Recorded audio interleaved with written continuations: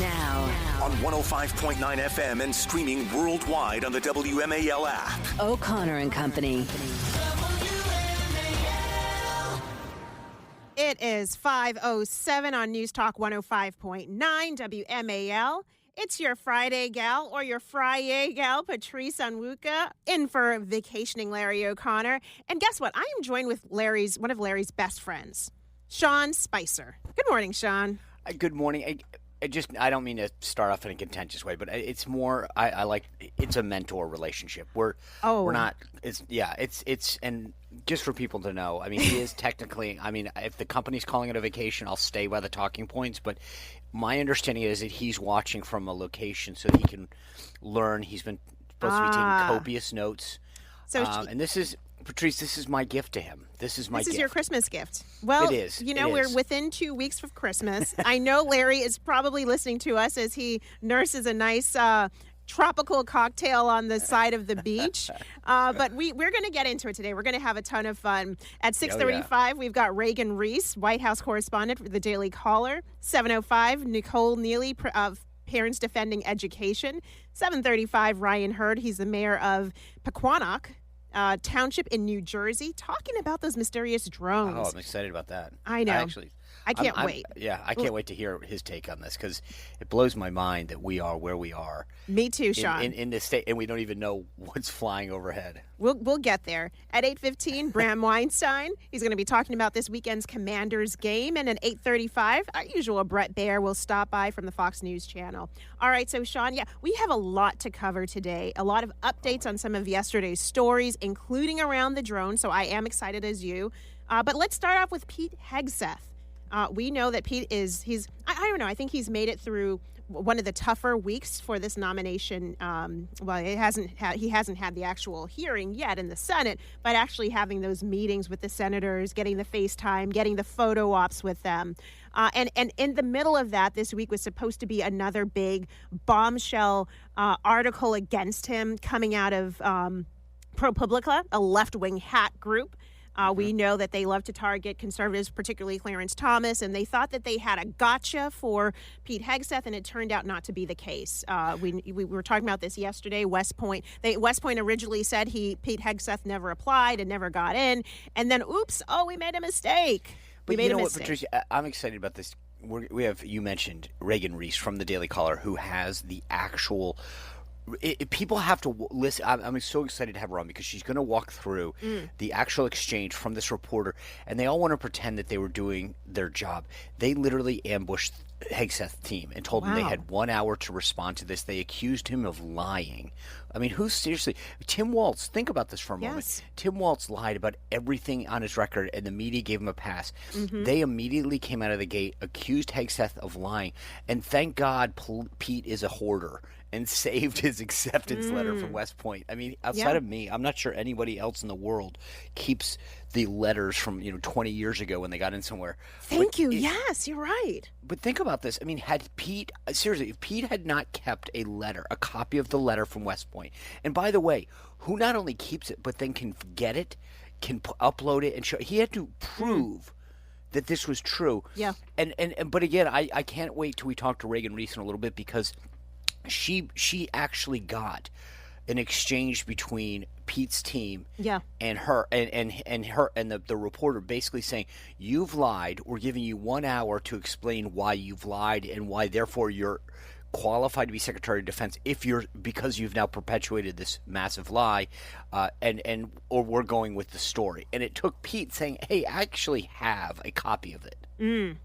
Well, let's read a little bit of her exclusive here.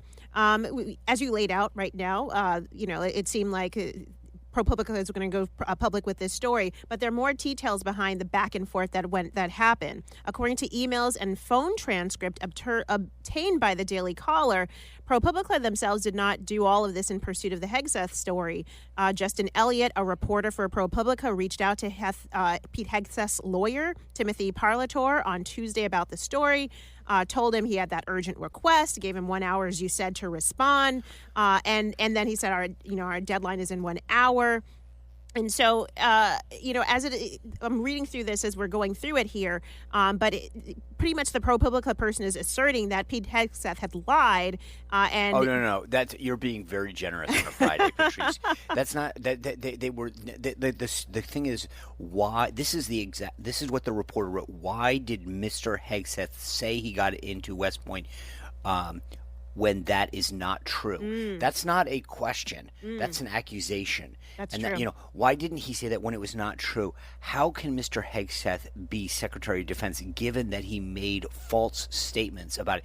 It's not, hey, can you prove otherwise? There's no benefit. And again, think about how they handled Tim Walz. This guy lied about his rank. He lied about weapons of war. He lied about being in Tiananmen Square. He lied about getting a Chamber of Commerce award in Nebraska. And every time the press was there to say, yeah, he wasn't in Tiananmen Square, but he had thought about Tiananmen Square and nothing. And then here's Pete Hegseth, who had mentioned in passing on a podcast that he'd been accepted to West Point and instead went to Princeton. It wasn't like this was unbelievable. But their immediate reaction, as those questions prove, is that you're a liar and explain why you're a liar. So I'm glad that we have you here, Sean, because you have, in your storied career, you have certainly represented very high-profile people. And I'm sure you've gotten calls, emails from reporters with requests for statements. On the record, what does such and such have to say about this allegation or this story, or we're writing this story about X, Y, and Z. The approach that ProPublica took in this, is this an approach that you have ever taken or you have had taken against you where somebody is, obviously they've written the story, but even more than that, the way that they're going about it is not about seeking truth, but really about just trying to seem like, really giving you a heads up that something is, a hit piece is coming. Yeah, this has become the norm, unfortunately. And again, I just want to stop and just make sure that listeners understand what we're talking about. Imagine somebody called you and said, I understand you applied to William and Mary, to University of Maryland, and we don't have a record of that, but we know that you told somebody this. You have 1 hour to prove that that's not true. And Pete Hegseth is what, late 40s? So again, we're talking 20 years ago. And say, you tell us why. I mean, like, who in their right mind says, I let me just go show you my documentation from 20 years ago. Yeah. Most people would and just play this out for a second. Had Pete not had the document and said to his lawyer, think about this. You're getting an email. You have to your lawyer. You have 1 hour to respond. The lawyer then calls Pete, who knows what he's doing. Let's just assume that he's actually available because the guy's in back-to-back meetings. Says, Pete, the ProPublica is going to run this story, blah, blah, blah. And Pete says, oh, hold on. I have a copy of it, but back at home, I'm here on the Hill. I mean, if you think about the logistical nature of what happened, you have 1 hour. You're on Capitol Hill. Yes. Go have somebody go to my house. Go under the crate in the back porch.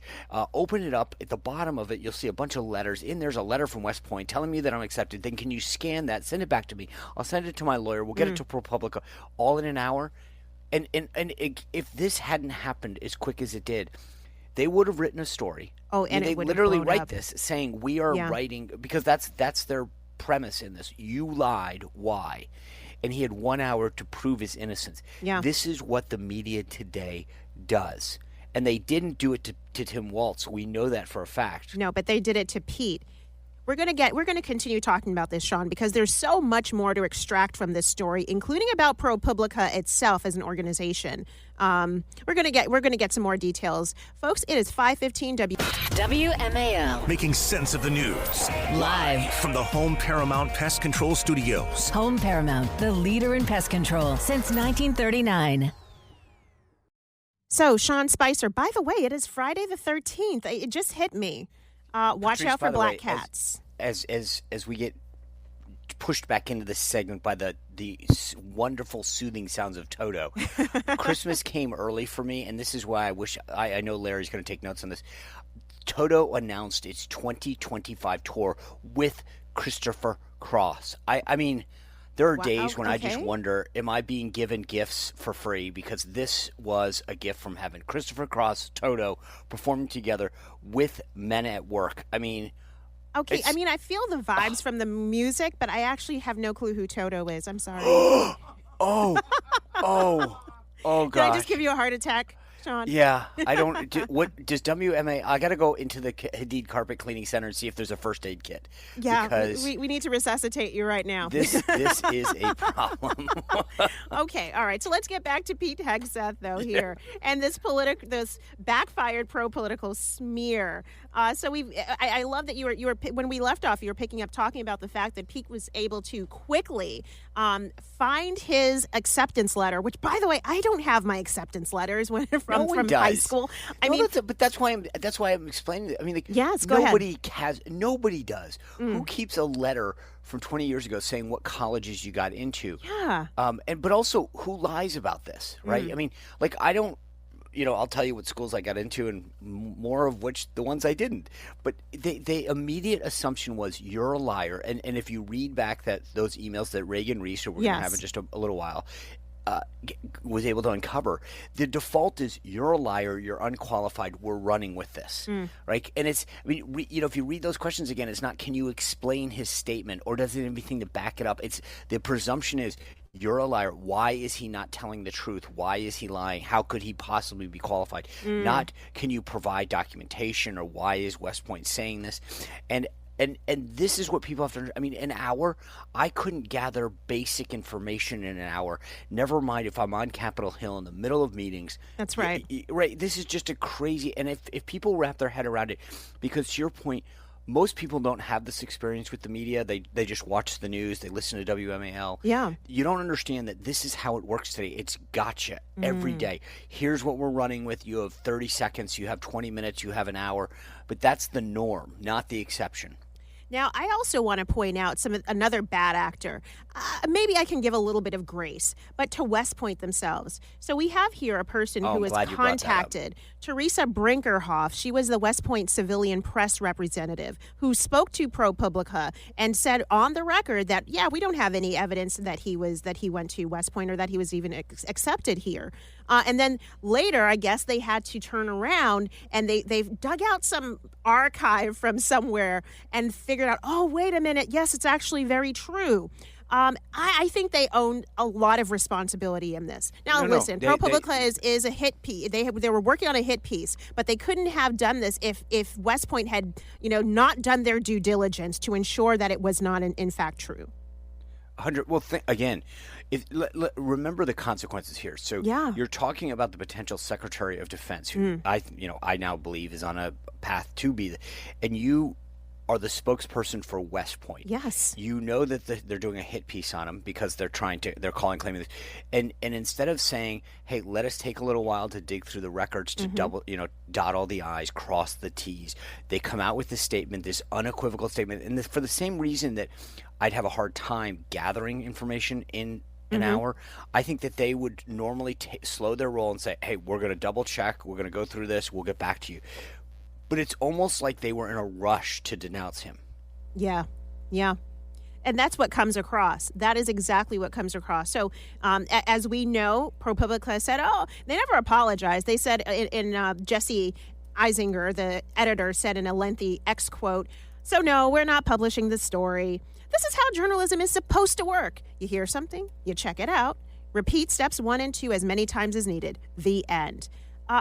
That is not that's not an admission of guilt. That is not an apology to Pete Hegseth. That is actually not even demonstrating true journalism. When you read the questions and the way that they approached Pete Hegseth, his lawyer, making not just saying, well, somebody else said, or we're trying to investigate whether what Pete said in this podcast interview is correct. They actually launched into, oh, we know it's true. You're lying. You better prove to us that you can that you're not lying and that we're not wrong. Is that how journalism is working? The way they laid this out, Sean? Yeah. No, that's what I'm saying. This is the norm, and it just that's why I wanted to walk people through this because people have to understand that this is how journalism works today, and if Pete Hegseth had not had that document, there would have been a story out. Yeah. And once the cat's out of the bag, once the bell's rung, you can't unring it. And so how would you have gone back and said to people, oh, guess what? Our bad. We were wrong.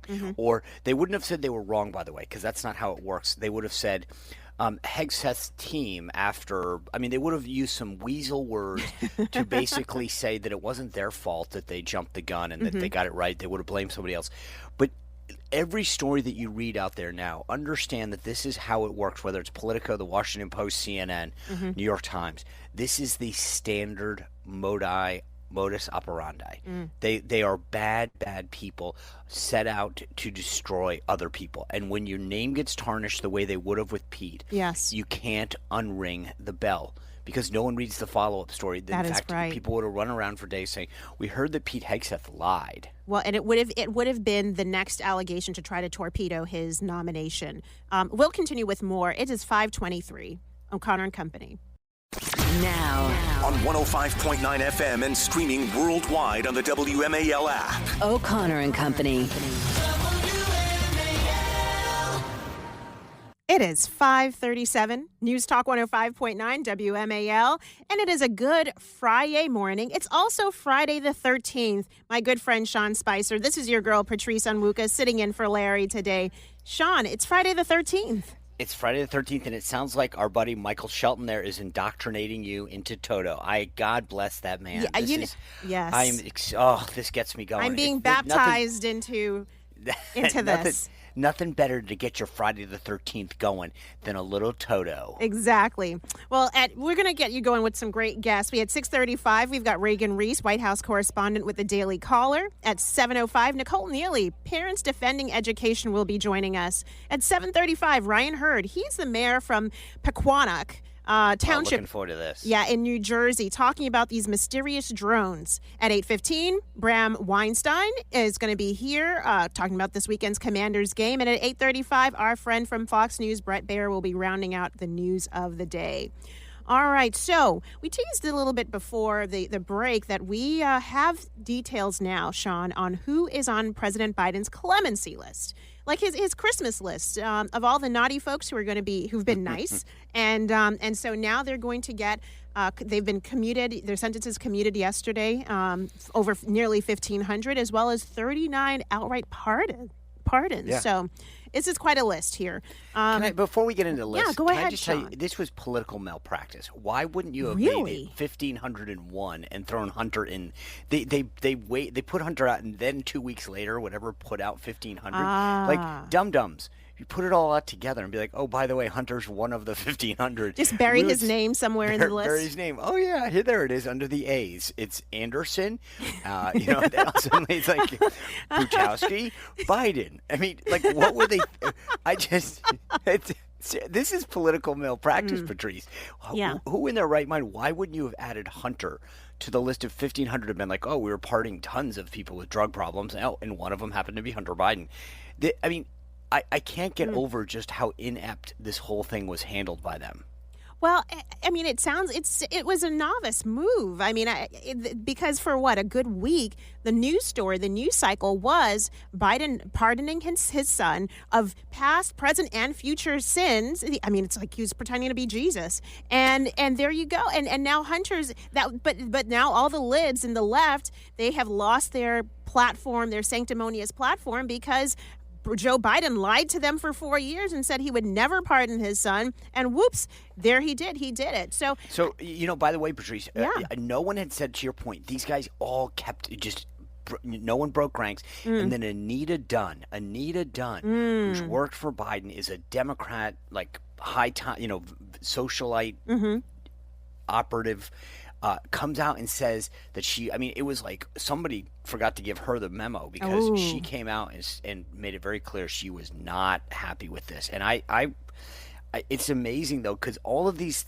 folks, with respect to the Hunter, never mind this one that just happened, this tranche, because this to me is Biden trying to cement any kind of legacy that he possibly can at this point by saying, oh, I pardon the most people in history, and all these people with drug offenses are hereby absolved of their wrongdoings. This is just unbelievable how they're handling it, though. Yeah. But the idea that Hunter's charges were guns and taxes, this is outside of abortion, the only thing that Democrats know how to talk about. And so the next time that there's a school shooting or just background checks come up, just remind every Democrat you were silent when the president's son lied on a background check, threw a gun by a school. You kept your mouth shut. The next time some rich dude doesn't pay their taxes, you said nothing. Yes. When it was Hunter Biden that did it. And now they're trying to sugarcoat it by pardoning 1,500 people to make us try to forget who the first one was. Yeah, perfect, Sean. Pitch perfect. And actually, a nice segue into some of the people talking about drug criminals here. I get people always say, oh, it's people, low-level, nonviolent offenders, somebody who smoked a little bit of marijuana or weed, whatever the case is. No, these are the types of people who are pardoned. Francesc Shambi. He was sentenced in 2014 to 27 years in prison for leading a criminal organization. So he's the drug kingpin here, which, quote, he smuggled cocaine and marijuana into the United States from Albania. His sentence was commuted. We have here Jose Valdez. He, quote, coordinated the distribution of large quantities of cocaine and marijuana for a drug trafficking organization based in El Paso, Texas, from March 2015 to 2016. Again, another drug kingpin. We have here Daniel Monsanto Lopez. He was the organizer of a sophisticated year-long narcotics smuggling and distribution conspiracy that trafficked at least 20 kilograms of coke from Puerto Rico to the Bronx. I mean, I can go down the list of the people here whose sentences have been commuted. Listen, this is not your corner boy from The Wire. For those who watch the Baltimore show, which, by the way, my husband and I were addicted to that show. But these are not corner boys. We're talking about people who are probably 2, 3, 4 rungs up the ladder. And so you're literally releasing these guys. I would like to pray and hope and believe and give them the benefit of the doubt that they've been rehabilitated. But I don't know, Sean, do you think they have been? Okay, if this was 1 or 2, and they could go through the narrative to say this individual did this, but then they kind of came out and they started a program for youth and to turn.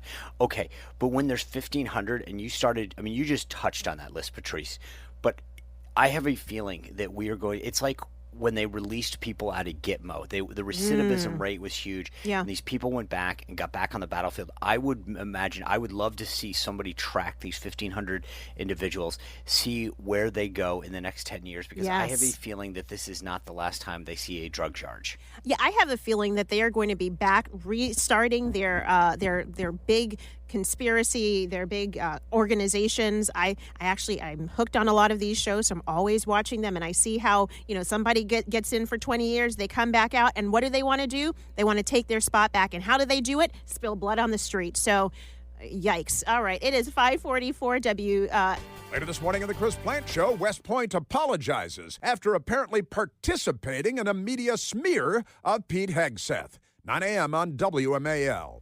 All right, so Sean Spicer, we are picking up on this story about President Biden's commutations. We have some more insight, and this one really caught my attention here.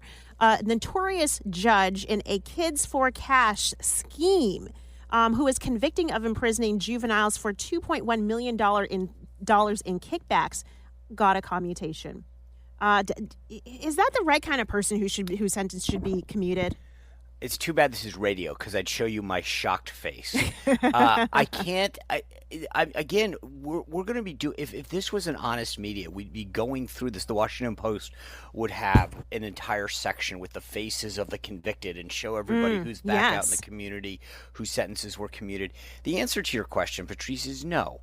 These are not the kind of people. But listen, I have long maintained, I wrote a book called Radical Nation, I don't know, 5 or 6 years ago. You can probably buy it on the bargain bin now. And I made the case that Biden's goal was to become the most progressive president ever. And so what he wants to do on the way out, mark my word, this isn't the last that we've heard. They can't do it through policy, right? They can't lower gas prices, make us safer, make us smarter, make us better, make us more prosperous.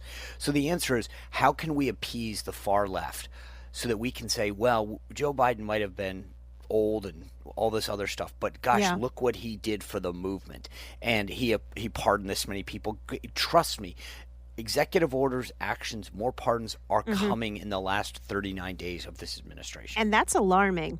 To give folks a little bit of background on this Kids for Cash scheme, it is actually just like you've seen on Law and Order, an episode of Law and Order. You have a corrupt Pennsylvania judge who would over-sentence young juveniles for crimes, sending them into these private detention centers. And as a result, he was paid a kickback for sending these kids. So he had this disproportionate number of sentences. More than 2,500 young people between 2003 and 2008 were sent to these detention centers by him and other judges. And he made I love that, $2.1 million as a result.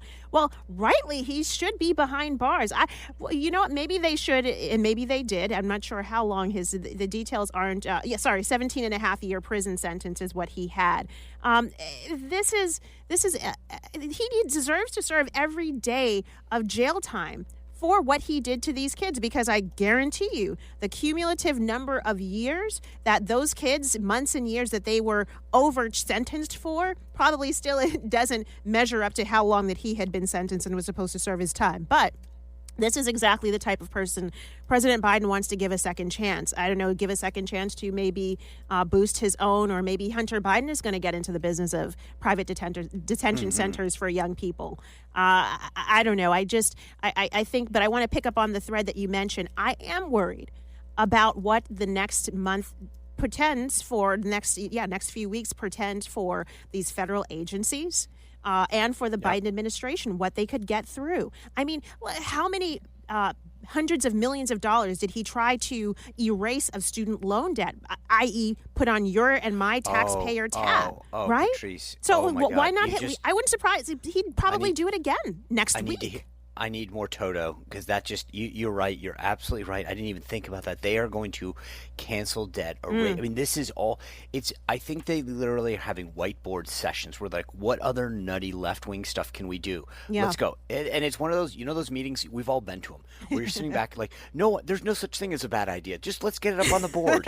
And so right now they're sitting around. They're like, what do you have? And they're like, what if we paved every road with the rainbow flag? I mean, like, they are going to come up with nutty things. But just I am getting more and more concerned, because if you're Biden and you have all of the economy, foreign wars, the Afghanistan, you need something to point to. And so literally it's all going to be about social justice, the environment, climate change, LGBTQIA plus 5, 6, C3PO, whatever else. But they are going to come up with as much stuff as they can to cater to their progressive left in these final days. And what's interesting, so he can use executive orders. These agencies can do rulemaking, which I get, there's a long process for it. But that said, the goal is, we know that the next administration would unwind it, overturn it, rescind it, whatever the case is. The point is just to get it in the pipeline and get it out of the door so that, yes, you can claim this was my legacy as I was leaving. Oh, and by the way, the Republicans in the House and Senate, incoming President Trump, they're going to take that all away from you. It's like the one parent who gives the candy and the other parent who takes it away. Says, no, you got to eat carrots today. It's not Snickers time. And so I think that's what we're going to be looking towards. Do you think there'll be more pardons or commutations, or is it done at this point? No. I mean, I think that this was the tip of the iceberg. I think there's much more coming. Much more as in hundreds, thousands, and maybe we don't have the full list, or obviously, but is this now going to be the list of the political class who are going to get pardons? Is it going to be the people who've worked, the operatives who've been working behind the scenes? Maybe some of the deep staters who are going to get their cover? Is that who we can look forward to in this next round? You know what? So this is you're so onto this, because I think that they're throwing chum in the water right now with these 1,500. The idea is just here we're gonna get this all. Look, we did this. The next batch is going to be a bunch of people, like Hunter's buddies, maybe the kids that he went to grade school with. Yeah. Then they're gonna put some. I mean, they're gonna escalate this. So that was, look, here we are. We're in December, maybe something around Christmas, but the first couple weeks of January are when it ramps up. Now, talk to me about that, just that transition period. Is there anything that could be done for, the incoming administration, or at least those who are still in office and in power, to kind of stop the steamroll? Or is it just the train is going to leave the station and that's it? Well, it depends. So, like, you can't undo a pardon or a commutation. Those are okay. There are things that one president can do and another one can't. So you mentioned like executive orders and actions. Many presidents of the other party, when they get in office, will undo the previous president's. So I think you're going to see a ton of action by President Trump to both undo some of the stuff that Biden did, which was, by the way, undoing what Trump did. So he'll restore a lot of this stuff. Yeah. And then secondly, he'll kick it off. But there are things that, and then the agencies, again, imagine it's like somebody is just digging a hole, right? You can go in and you can fill it back in, but it's going to take a little bit. You have to find the hole, then you got to get some more dirt, then you got to fill it back in. Yeah. So what they're trying to do, I think, is dig as many holes around the federal government in a bunch of these random little issues. You're seeing, so they'll try to change some rules or codify some things between now and December or January 20th, and then they'll hope that it'll take a while for Trump to either figure them out or never see them. Well, thank goodness a lot of the listeners are working in federal agencies. A lot of folks are in staff in Capitol Hill, and they're listening, and I think their eyes are on the ball. But as much as we can point it out, we absolutely will. Absolutely. Yep. It is 5:54.